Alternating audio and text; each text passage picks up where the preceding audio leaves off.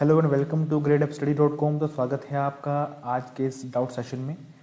तो जैसे कि आपको पता है कि कल हमारा हुआ था मॉक टेस्ट 1, हमारी संडे मॉक टेस्ट सीरीज़ का। तो काफ़ी सारे स्टूडेंट्स ने इस मॉक टेस्ट को अटेम्प्ट किया था और टॉप 10 की लिस्ट आपको पहुंच चुकी होगी। तो आज हम लेके आए हैं आपके लिए एक डाउट सेशन जिसमें हम वो सभी डाउट्स कवर करेंगे जो कि मुझे इंस्टाग्राम के थ्रू आए थे। ठीक है, तो चलिए लेट गेट स्टार्टेड।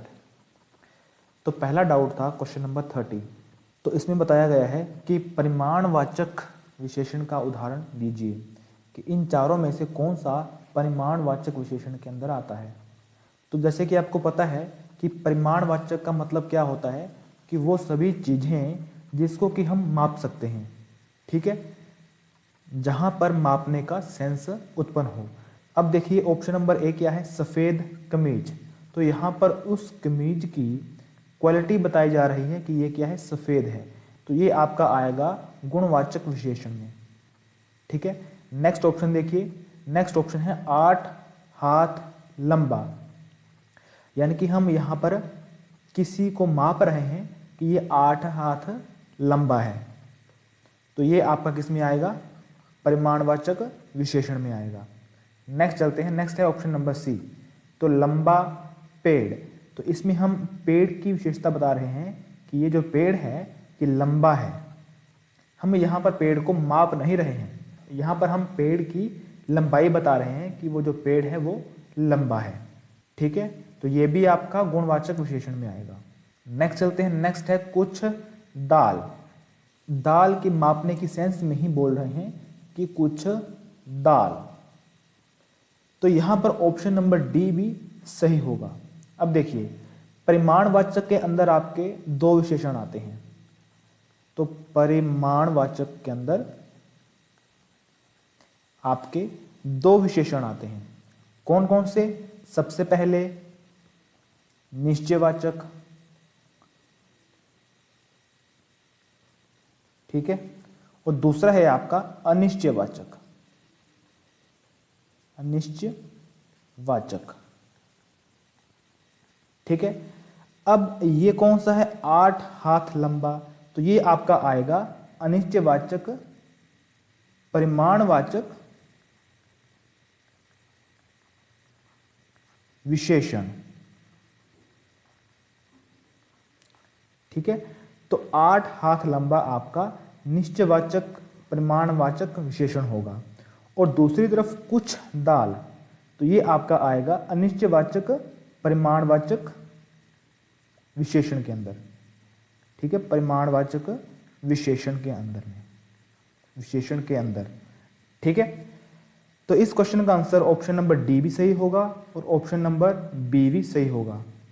ठीक है, दोनों ऑप्शन आपके सही हो गए क्योंकि हमने पूछा है कि परिमाणवाचक विशेषण, तो इसके अंदर आपके निश्चयवाचक विशेषण भी आते हैं और अनिश्चयवाचक विशेषण भी आते हैं। ठीक है, चलिए नेक्स्ट चलते हैं। नेक्स्ट है क्वेश्चन नंबर 33। तो इस क्वेश्चन को आप एक बार ध्यान से पढ़िए कि क्या लिखा हुआ है।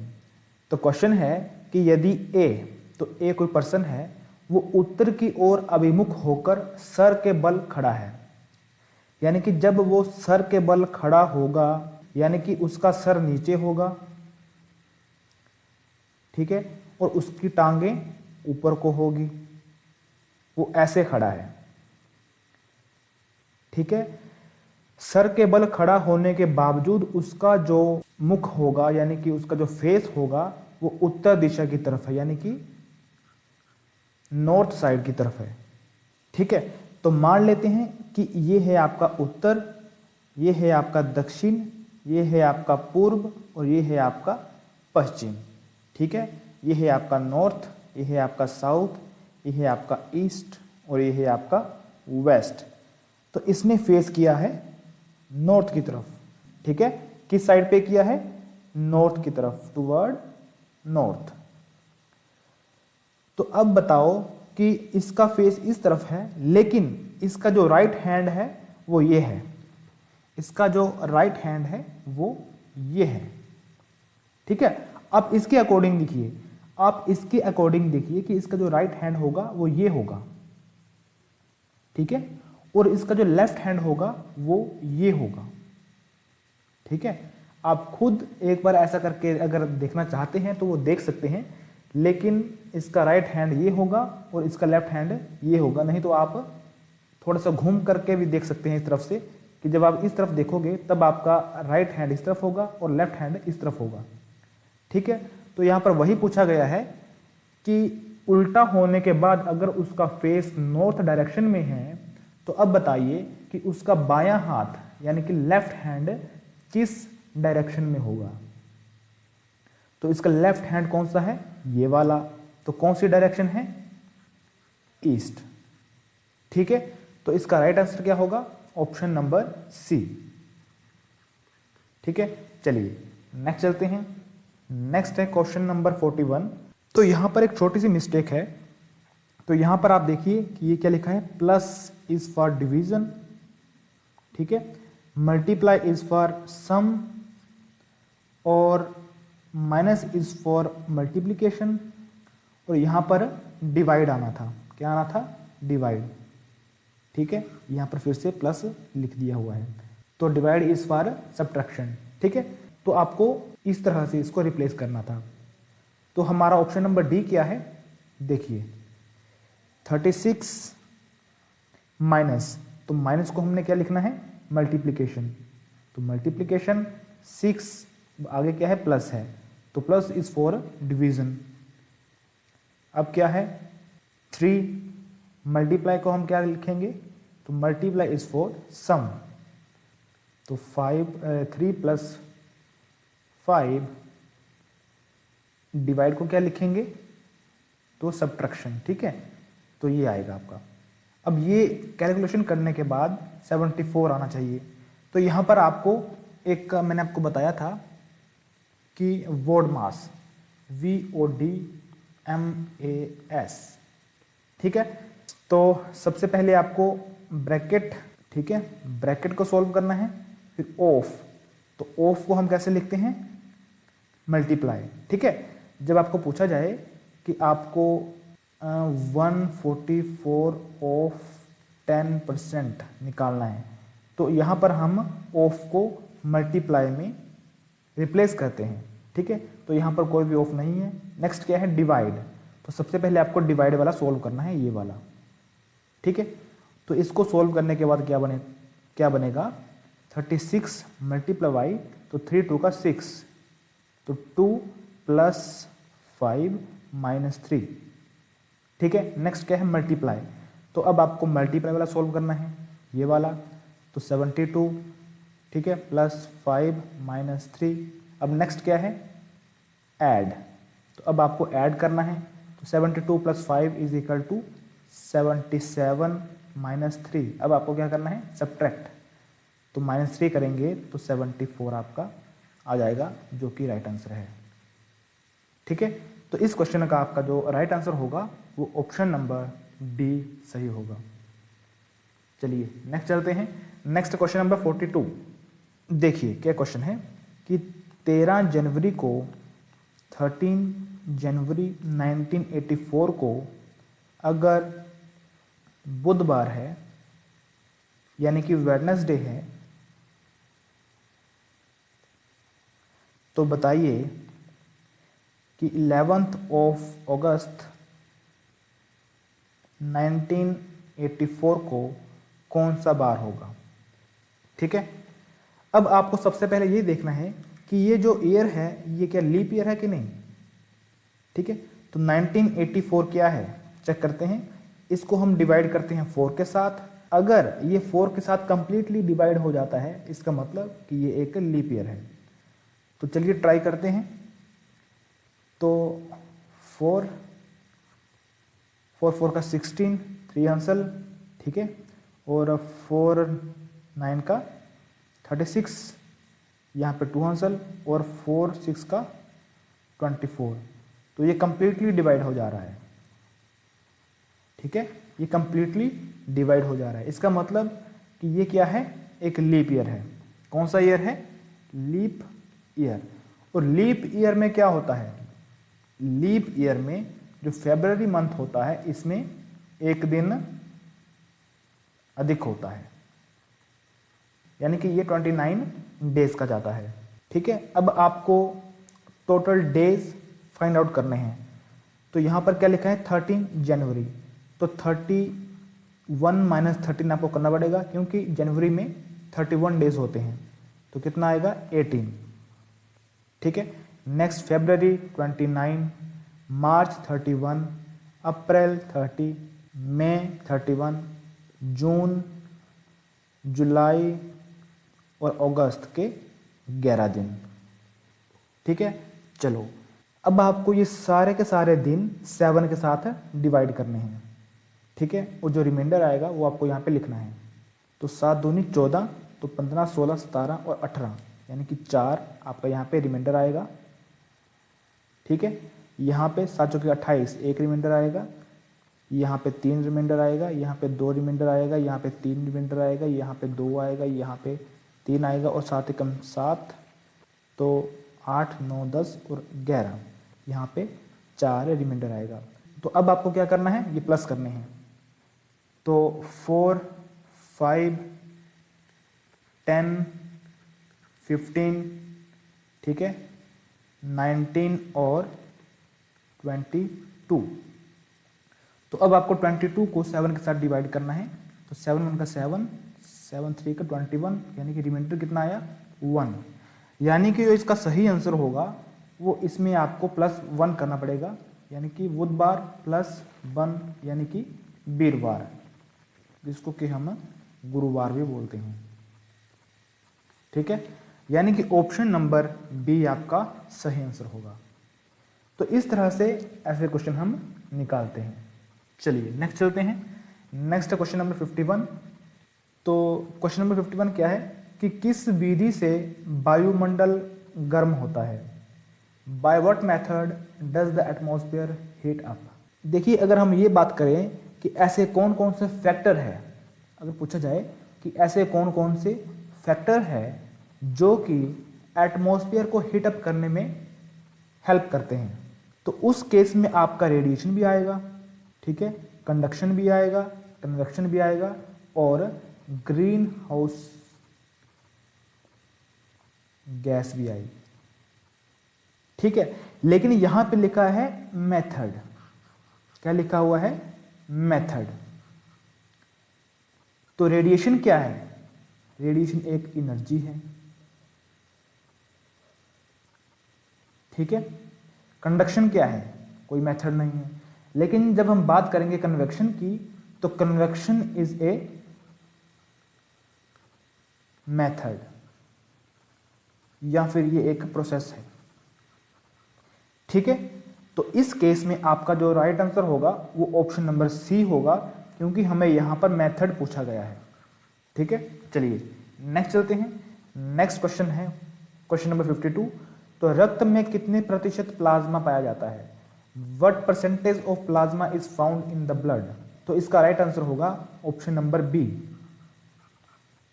ठीक है, तो देखो अकॉर्डिंग टू विकीपीडिया इसका राइट आंसर क्या है? 55%।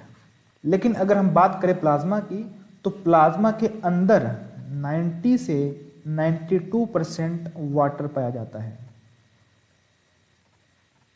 ठीक है, अगर हम बात करें कि ब्लड के अंदर कितना प्लाज्मा पाया जाता है, तो 55%, और प्लाज्मा के अंदर कितना वाटर पाया जाता है, तो 90 से 92%।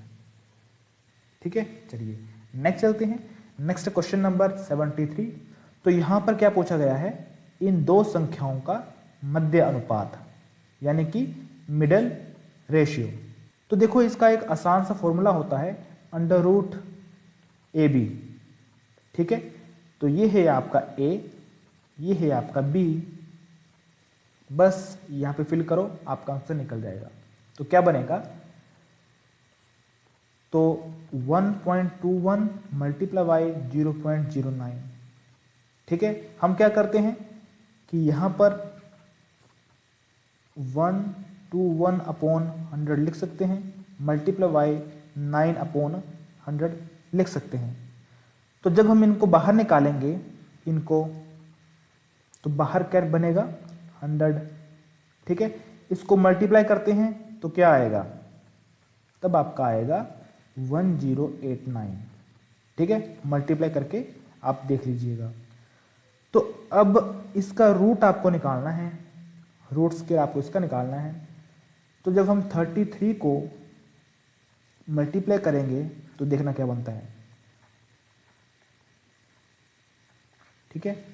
तो 1089 आपका बन रहा है, यानी कि इसका स्क्वायर रूट क्या होगा, 33 होगा, ठीक है। अब आपको लिखना है पॉइंट्स में, तो इसको मैं ऐसे भी लिख सकता हूं, क्योंकि 2 जीरो है ना, तो आपको 2 अंकों को छोड़ना है, ठीक है। तो तब आपका आएगा 0.33। तो ऑप्शन नंबर सी आपका बिल्कुल राइट आंसर है। चलिए नेक्स्ट चलते हैं। नेक्स्ट है क्वेश्चन नंबर 74। तो देखिए यहां पर क्या है कि एक कॉलेज में चुनाव हो रहे हैं, ठीक है।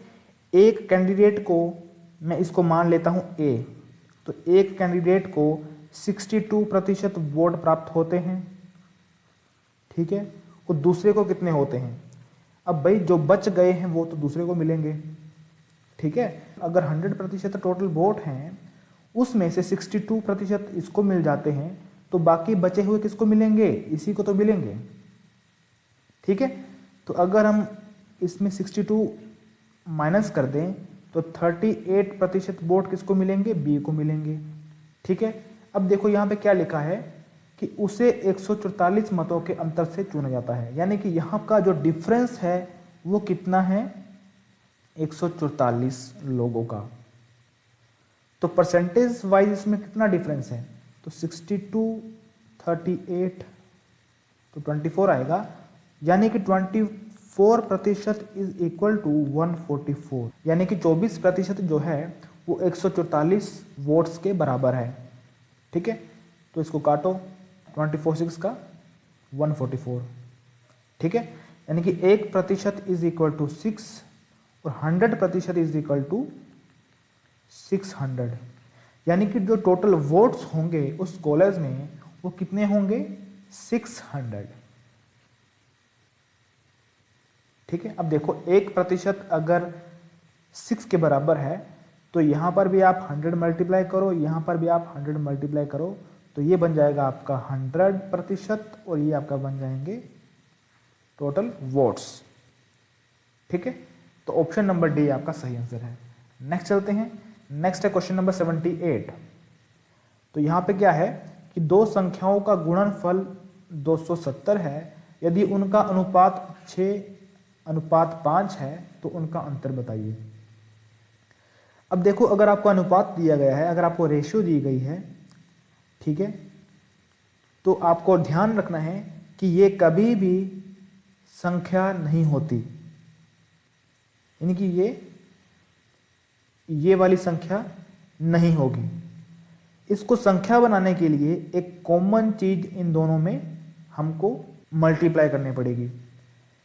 तो मैं यहां पर x मल्टीप्लाई कर देता हूं, यहां पर भी हम x मल्टीप्लाई कर देते हैं, क्योंकि हमको दोनों तरफ सेम ही मल्टीप्लिकेशन करनी पड़ेगी। तो अब हम बोल सकते हैं कि ये हमारी पहली संख्या है, ठीक है, ये हमारी पहली संख्या है, ये हमारी दूसरी संख्या है। तो इसने बोला है कि यदि उनका गुणनफल 270 है, यानी कि अगर उनका प्रोडक्ट यानी कि मल्टीप्लिकेशन कितनी है, 270, तो 6x multiply 5x is equal to 270 है। तो यहां पर हम क्या करेंगे, मल्टीप्लाई करेंगे, तो 6 5 का 30 और x का x के साथ मल्टीप्लाई हो जाएगा, तो x square is equal to 270। तो 0 से 0 गया, 3 से 9 गया, यानी कि x square is equal to 9 और x इज इक्वल टू √9, जो आपका बराबर होता है 3 के, ठीक है। तो सही आंसर क्या होगा, ऑप्शन नंबर बी। चलिए लास्ट क्वेश्चन है हमारा आज का, लास्ट डाउट है। तो ये है हमारा ट्रेन से रिलेटेड। तो देखिए ऐसे जो क्वेश्चन होते हैं तो वो आपके इस फॉर्मूले पे आधारित होते हैं, speed is equal to distance upon time. अब देखिए अगर ट्रेन जो है अगर ट्रेन जो है वो किसी पर्सन को क्रॉस करे, ठीक है, किसी पर्सन को क्रॉस करे या फिर किसी खंबे को क्रॉस करे, तब आपको डिस्टेंस क्या लेना है, जितनी ट्रेन की लंबाई होती है। लेकिन अगर ट्रेन किसी प्लेटफॉर्म को क्रॉस करे, अगर ट्रेन किसी प्लेटफॉर्म को क्रॉस करे, तब आपको ट्रेन की जो लंबाई है वो तो लेनी ही है, साथ में आपको प्लेटफॉर्म की जो लंबाई होगी वो भी यहाँ पर ऐड करनी है। यानी कि उस केस में आपका यहाँ पे क्या बनेगा, सबसे पहले ट्रेन की लंबाई, ठीक है, ट्रेन की लेंथ प्लस प्लेटफॉर्म की लेंथ आपको यहाँ पे लिखनी पड़ेगी, ठीक है। तो यहाँ पर क्या है, यहाँ पर भी प्लेटफॉर्म को क्रॉस किया जा रहा है।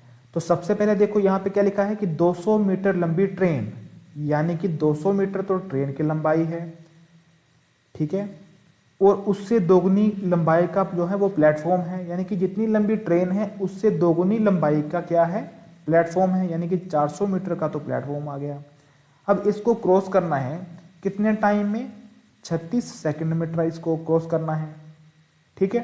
तो क्या बनेगा, 600 डिवाइडेड बाय 36, इसको काटिए तो 6 का 36, 100, 2 3 का 6, 2 5 का 10, यानी कि 50/3।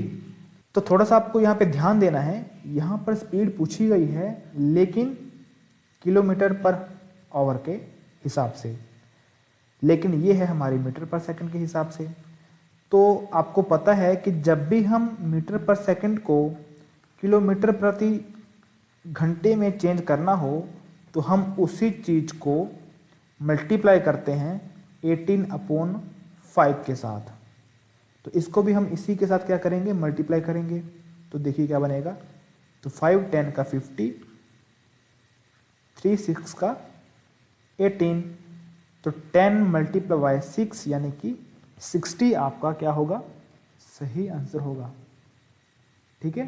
तो 60 किलोमीटर प्रति आवर, यानी कि ऑप्शन नंबर ए आपका क्या होगा, बिल्कुल सही आंसर होगा। चलिए, तो ये थे हमारे आज के डाउट्स। सो आई होप आपका जो फर्स्ट मॉक टेस्ट होगा उससे आपको काफ़ी कुछ सीखने को मिला होगा, और इसी तरह से आपके हर संडे को मॉक टेस्ट होंगे। जिन स्टूडेंट्स ने इस मॉक टेस्ट सीरीज़ में, हमारी संडे मॉक टेस्ट सीरीज़ में हिस्सा लिया है, तो उनके हर संडे को मॉक टेस्ट लिए जाएंगे, और मंडे को इसी तरह से डाउट सेशन जो है वो आता रहेगा, ठीक है। और जिन स्टूडेंट्स ने अभी तक इस संडे टेस्ट सीरीज़ में हिस्सा नहीं लिया है वो भी ले सकते हैं, ठीक है। और जितने भी मॉक टेस्ट हो चुके हैं पुराने वाले, जैसे कि अभी कल हुआ है, तो वो भी आपको वहाँ पर मिल जाएंगे, ठीक है। यानी कि जितने भी मॉक टेस्ट पुराने हो चुके होंगे वो भी आपको मिलेंगे। तो अगर आप इस टेस्ट सीरीज़ में एंटर करना चाहते हैं तो हमारी वेबसाइट, जो कि आपको हमारे डिस्क्रिप्शन में मिल जाएगी, तो वहाँ से आप एंटर कर सकते हैं। सो अगर आपकी कोई क्वेरी है तो आप हमें इंस्टाग्राम पे मैसेज कर सकते हैं, और हमारे लेक्चर्स की जो PDF है वो आपको टेलीग्राम पे मिल जाएगी, ठीक है। और आप हमें फेसबुक पर भी फॉलो कर सकते हैं। तो मिलते हैं नेक्स्ट वीडियो में, तब तक के लिए जय हिंद।